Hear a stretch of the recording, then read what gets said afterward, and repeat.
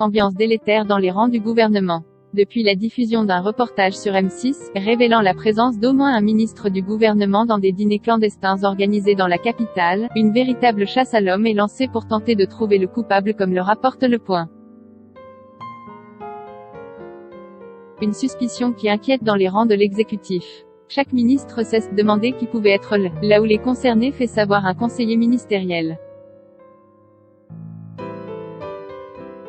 Dans les coulisses du pouvoir, on se jauge, on se toise. Du côté de la population, éreintée par la crise sanitaire, les privations et le confinement, s'installe un climat de défiance envers les membres du gouvernement. Une méfiance qui tombe mal à un an de la présidentielle et qui pourrait s'avérer être du pain béni pour l'opposition.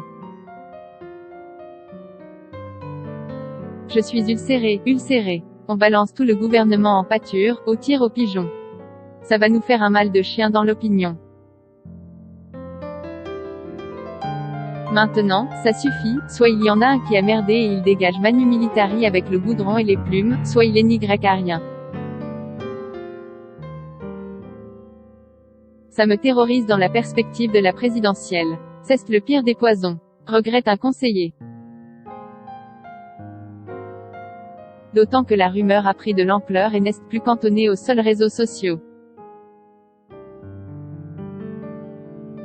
On écope de la merde, cesse du délire, murmure-t-on dans les coulisses de la République. Une enquête diligentée en interne, alors qu'une enquête pénale a été ouverte par le parquet de Paris, pour mise en danger de la vie d'autrui et travail dissimulé, et qu'une perquisition a eu lieu au Palais Vivienne, domicile de Pierre-Jean Chalençon, à l'origine du scandale et placé en garde à vue. L'Élysée et Matignon ont mené une rapide enquête interne pour savoir si tel ou tel ministre avait fauté, rapportent nos confrères. En Conseil des ministres jeudi 8 avril, Emmanuel Macron a souhaité mettre en garde contre une société de la délation et de la calomnie permanente, tout en rappelant à ses troupes leur devoir d'exemplarité. Bon nombre des membres du gouvernement sont montés au front dans les médias depuis le début du scandale. À commencer par Gérald Darmanin, qui a condamné avec aplomb cette rumeur qui sape les fondements de notre démocratie.